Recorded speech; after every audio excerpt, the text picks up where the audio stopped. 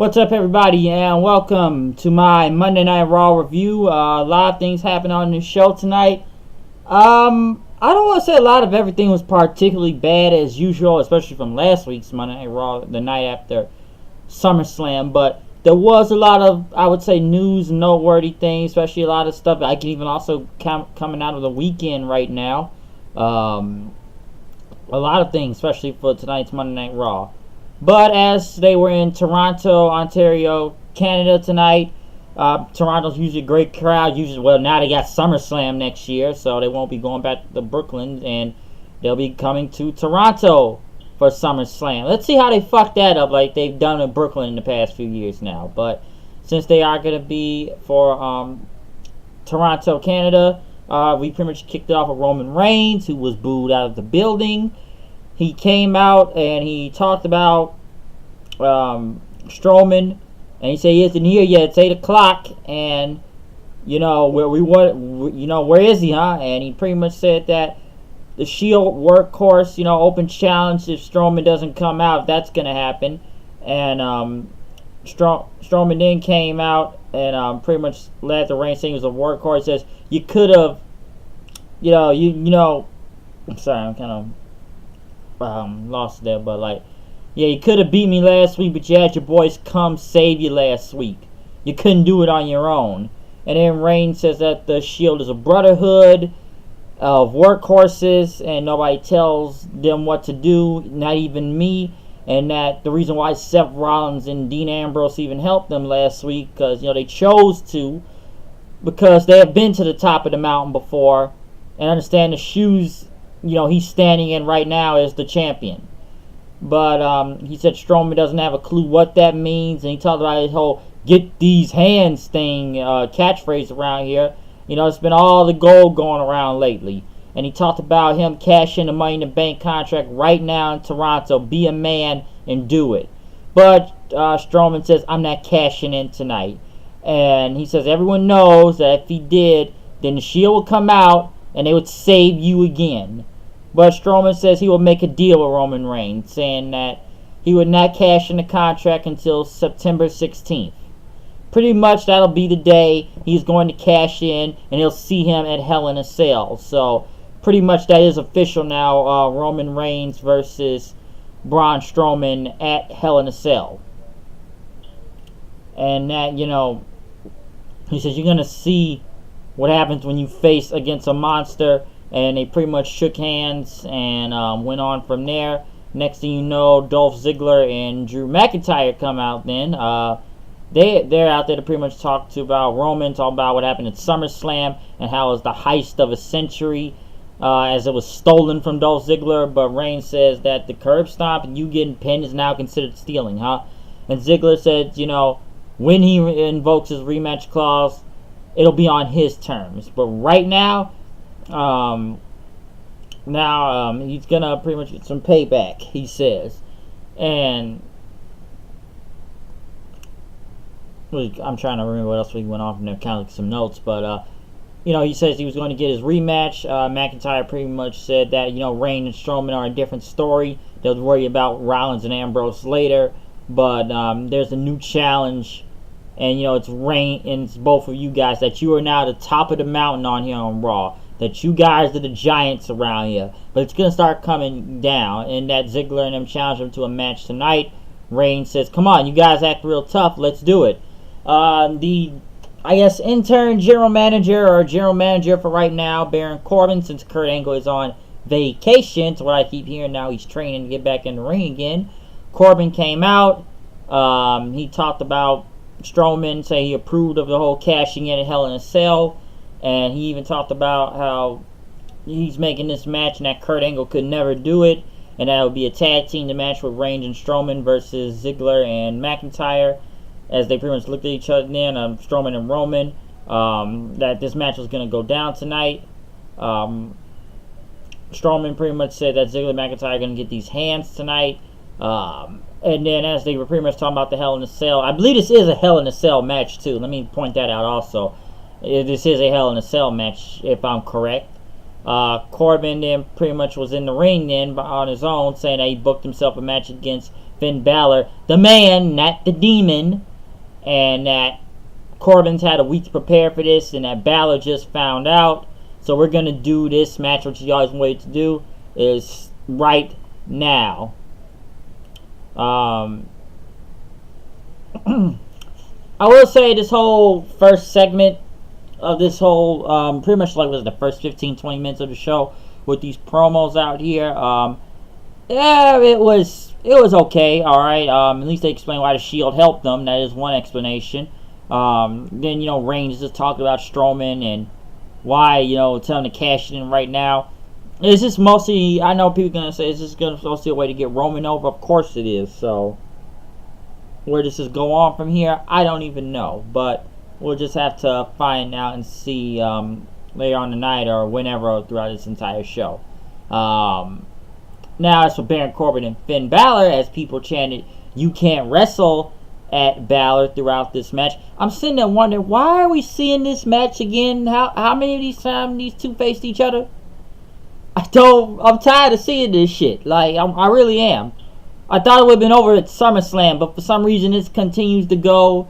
And then it looks like it ends in a DQ, and, Balor was going for the coup de grace, and Corbin hit him with a chair, but then he said, nah, this is a no DQ match, and he hit him with another chair shot, and then pretty much the match was restarted. In the days, it's over. But what is this now? We kind of knew this was going to happen. That Corbin was going to use his authority figure to to get payback and everything on Balor. But it's like, does anybody really wanted to see this match again?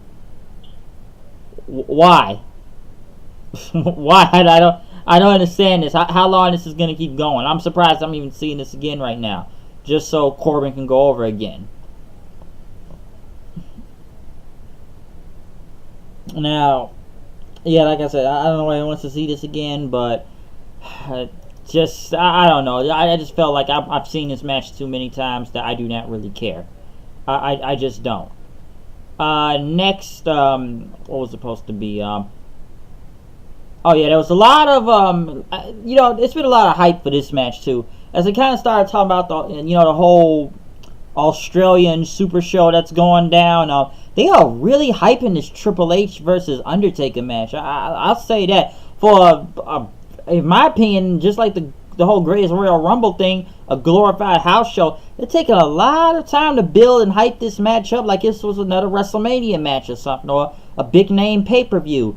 And they went through a lot of people throughout the night. Ric Flair, Christian, Mick Foley, Jeff Jarrett, Kevin Nash, Stone Cold, Booker T, Big Show, DDP, multiple people talking about this match like this is the final one. But I'm sitting there like, does it need this much hype for a show?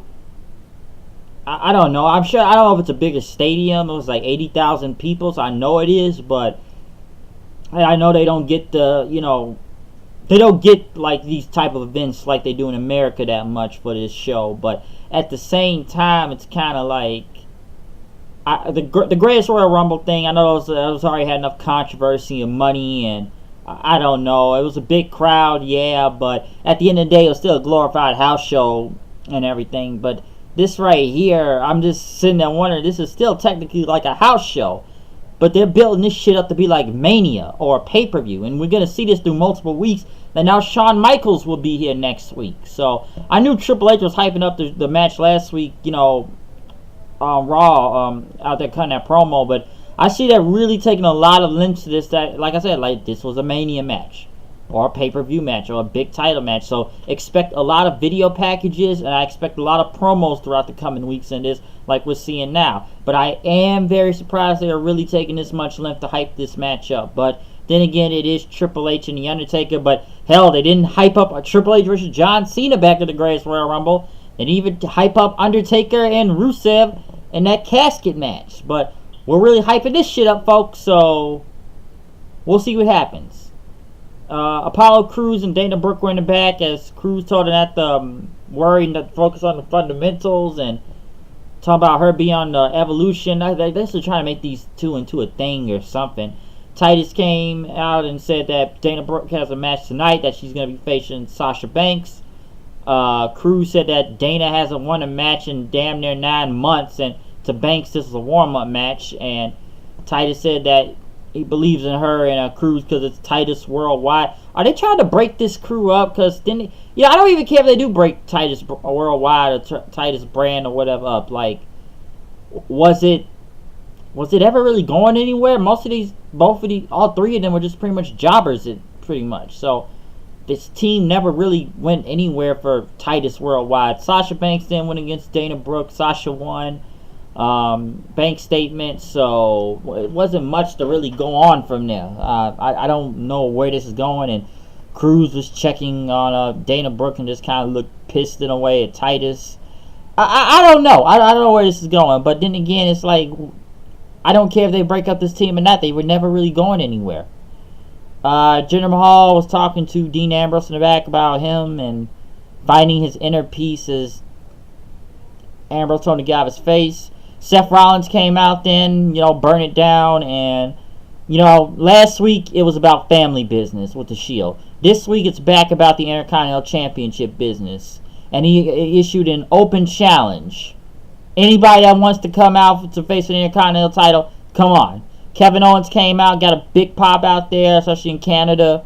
Owens says that when he was on SmackDown, he wished he'd be back on Raw. But ever since he's got back on Raw, it's not been good. He's pretty much been beaten the crap out of by Braun Strowman, and that, Seth Rollins, he had his best friend with him, Dean Ambrose. Sami Zayn is nowhere to be found because he was injured by some brute and he's sitting at home. And that Owens said this has been a terrible summer and it's going to end tonight.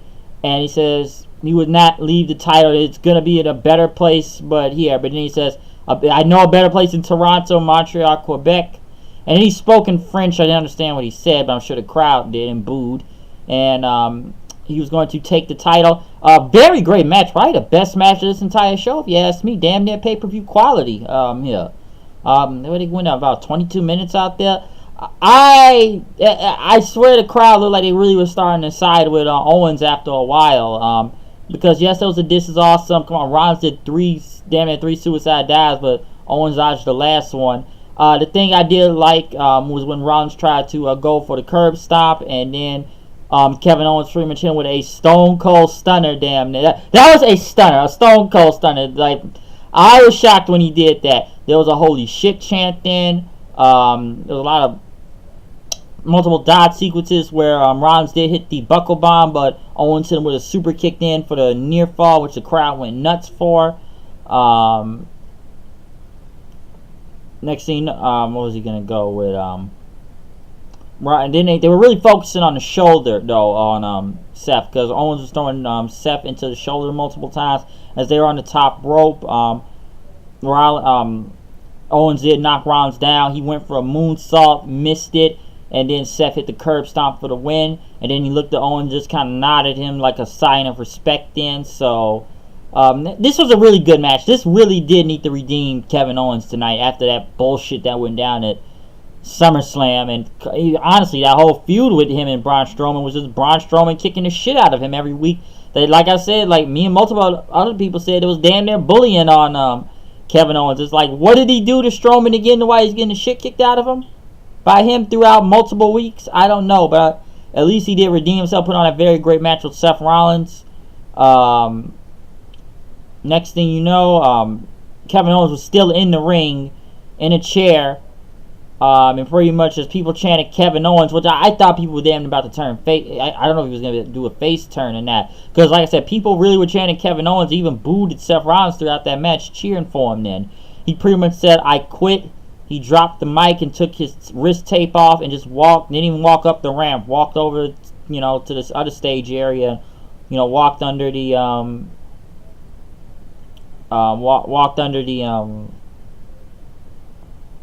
think the LED light to get out of there. So since Kevin Owens quit All In, hey, Neville is he's not under contract anymore. Let me just point that out too. A lot of people said Neville versus Kevin Owens All In.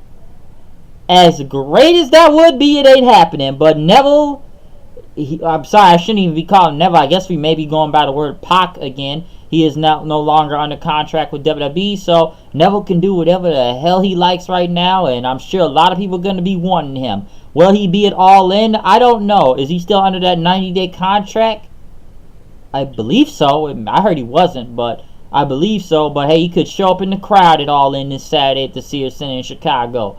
Hey, never know when Neville could pop up next. Ring of Honor, New Japan, Impact. I'm sure many other indie companies are gonna want him. Hey, but I just thought about Kevin Owens quit. Neville, Owens, Kevin Steen. We shall see. But we know that's not gonna happen. But as for Neville though, hey, he may show up this Saturday, but maybe they're going somewhere with this with Owens through the frustration he's had through the multiple weeks of him mostly getting his shit kicked in. Now he just said, I quit. What if he just quits and just turns up on SmackDown tomorrow night? Because they pretty much murdered this guy on Raw. They really have. And it's not looking good at all. So we'll see where this goes, because at this point, this was a really great match. But even I thought, where does Kevin Owens gone from him? Because he just lost so much. It's like, is he going to snap? What's he going to do? Because the people cheered him like he was a damn face out there at the end. But I'm not sure, but I guess we will see what happens next. Braun Strowman gave the Money in the Bank briefcase to Corbin, saying, here's your contract, making him officially cashing it in. The B-Team went against the Revival. People say this B-Team song is that over. The Revival won. Shatter Machine, they tried to do that whole finish back at SummerSlam, but it didn't work. And then they pretty much took the titles and got the mics and said that the tag division is a joke, which is 100% true, and that they're tired of the B-Team making a mockery of the sacred tag team history from the Four Horsemen of Arn Anderson and Tully Blanchard, as mostly they're really called now today, because they're like the modern day Arn and Tully, but they buried these fucking guys so long it doesn't make sense. And then they says we're going to take those titles to bring prestige back, which they really need to win. But knowing this company, I'm sure the B-Team, this will be a rematch next week. For the titles are going to be on the line next week with the B-Team and the Revival, though. Will they win? Maybe, because this tag division needs something right now, because it is shit. It really is. Elias came out, played the guitar.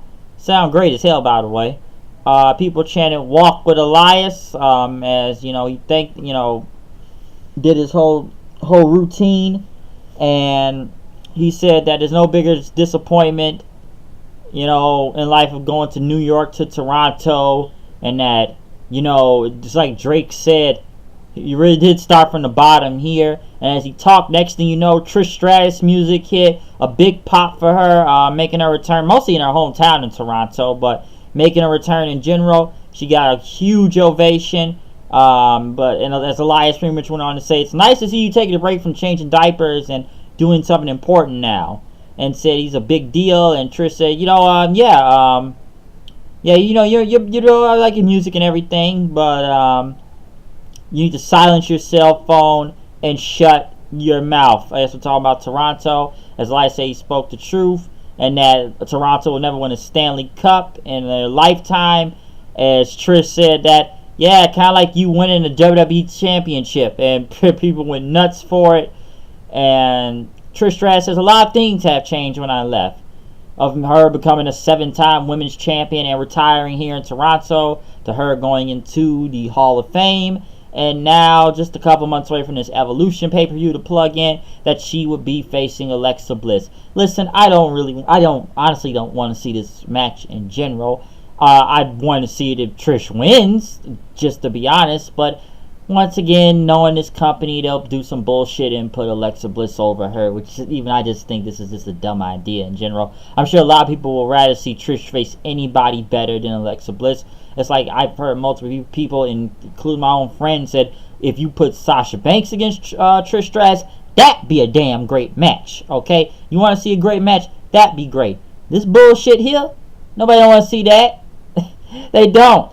But as Trish went on, Trish went on to say she was facing Bliss at Evolution. Elias said that all the women, thousands of women, went to walk in Elias, but I don't date women over their 60s. And Pretty much Trish slapped her. Ronda Rousey's music played. Elias left. Her and Natalya came out then. As you know, Natalya was getting ready to face Alicia Fox. Trish was still out there in the ring, by the way, too. But a really good segment. Really fun to see Trish again back out there. I like the segment with her and Elias. That was really great. That I did enjoy it. It was pretty funny out there, and the crowd went nuts for it. So it was good to see her. Alexa Bliss then came out, kind of promo on Rousey and them, saying that they were pretty much irrelevant, that she would invoke a rematch clause at Hell in a Cell. So that was going to go down, as Bliss even brought back Mickie James, as Trish all knows too well. So Mickie James was back. I believe she had an injury. That's why they pretty much had Alicia Fox be a lackey instead of Mickie James most of the time. Even though, in my opinion, I just think they just made her into a sidekick most of this time now at this point with Alexa Bliss. But Natalya pretty much won. Sharpshooter, nothing much to speak of, as she pretty much looked in the sky then, pointing into the air, pretty much, paying homage to her father, Jim Neidhart, after he died last week. Pretty much then Rousey, Trish Stratus, and Natalya were in the back celebrating until the Bellas approached, and the crowd immediately booed pretty much. And I'm sure me and I'm sure a lot of you all kind of thought that way too. But when the Bellas pretty much announced that the Bellas are back in action on Raw next week, you could hear the entire crowd groaning in despair and booing, because they know they don't want to see that shit. And now they're putting them against the Riot Squad next week. Who the fuck cares, okay? Who the fuck cares if they come back? We already know it's Brie Bella and Daniel Bryan versus Miz and Maurice, at Hell in a Cell, which I already gave my opinion on that whole thing, which, just extends Daniel Bryan's contract, even though it's over by Saturday. But, I'm really getting closer and closer believing this whole rumor now that Nikki Bella's gonna face Ronda Rousey for the title at Evolution. I'm really starting to believe that. I didn't want to believe that, but I'm really getting to that since they keep popping up every week. And you just notice how the crowd just really just booed in despair, groaning. It's like, we don't want to see y'all, okay? What purpose do they serve? I swear to God, what purpose do they serve? Because I don't want to see them. I'm sure a lot of y'all don't want to see these motherfuckers, okay? I already gave my opinion on the Bellas. They just still remain in that diva area, if you ask me. And now it's like, oh, now they're going to wrestle next week. I don't give a shit. And you know where this is leading to, so just get ready. Corbin was in the back with Stephanie McMahon as Bobby Lashley, wondering what's he going to do on the show, as Corbin said he's been tied up on everything with Owens walking out and the title and everything. But, you got an opponent tonight. I can't think of his name, but your match is up next. Bobby Lashley didn't win against the Ascension for some reason. I guess that was his opponent, but I don't know. And they try to act like, oh, they were surprised that Lashley beat the Ascension. What the fuck have the Ascension done in the past few years now? I don't really care about this match. He beat the Ascension, destroyed them, whatever. I don't know why they don't give him his Dominator move back and they gave him some different move. But I'm sorry, I thought it was the Dominator, but I don't care. He beat the Ascension. What the fuck has the Ascension done in the past 2 years? Bobby Lashley beat him. Dean Ambrose went against Jinder Mahal. Not much to say from here. Dirty Deeds, it was over. I don't know. Him and this pacifist peace gimmick just isn't working. But it just ain't working, alright? I don't think people even wanted to see this match in general. And this whole gender thing is just, it's funny and strange how this man was once the WWE champion over a year ago, and now he's just a freaking job guy with another horrible gimmick now. It's funny how a year can change everything. This guy was on SmackDown as a champion, now he's a jobber on Raw. Strowman was talking to Roman in the back, saying we're going to give Ziggler and McIntyre these hands. And, he's got 20-something days left until he's going to cash-in happens, so get ready for that. But as Roman Reigns and Braun Strowman went against Dolph Ziggler and Drew McIntyre, people were mostly chanting, we want Strowman and get these hands. Roman was doing most of the match himself, but as Roman tried to get the tag, he finally got it, but Strowman and McIntyre looked at each other then. Next thing you know, him and Ziggler just starts putting the boots to Reigns and beating him up, which that was a DQ. Even though Strowman was the legal man, they just beat the hell out of Roman Reigns, but because they gave him a DQ because they beat the hell out of Reigns, even though he wasn't the legal man, but Strowman is. So I don't know. As Strowman pretty much stared then, he put Roman to his feet and says, "I told you I'm not finished with you." He headbutted him and threw him into the corner. He pretty much told McIntyre and Ziggler to get him as they started jumping him in.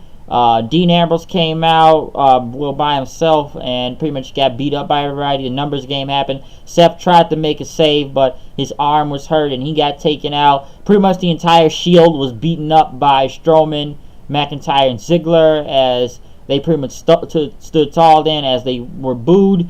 And you know they're trying to make Strowman into a heel here, even though he's got the biggest face reaction out there and people chanting his name. And as for Roman Reigns getting booed the hell out of. But you know Vince wants to get Roman as over as possible and make people like him. So they're just doing what they can to make this happen. But you know that it's going to be tough. They're really trying to turn the crowd against Strowman, but that's not going to work. He's looked as a top face right now, really, in this company. But now they're just trying to make him to, you know, as a heel as possible because it's against Roman, of course. So that's what they're really trying to go from here with this.